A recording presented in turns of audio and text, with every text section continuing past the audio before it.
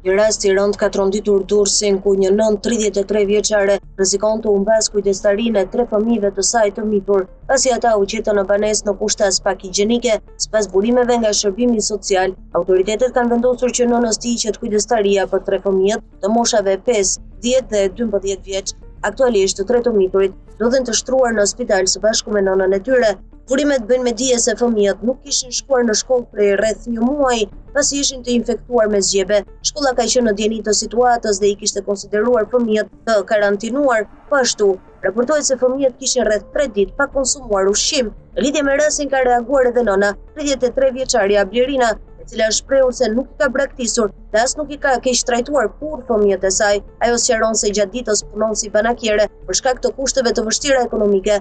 Është e detyruar të lërë fëmijët vetëm në banesë. Sipas saj, denoncimi në polici nuk ka ardhur si pasojë e neglizhencës, por është një kurth i organizuar nga Ish-Vjera. Blerina pretendon se Ish-Vjera ka hyrë pa leje në banesën e saj dhe ka ndikuar tek fëmijët për të folur keq ndaj nënës së tyre.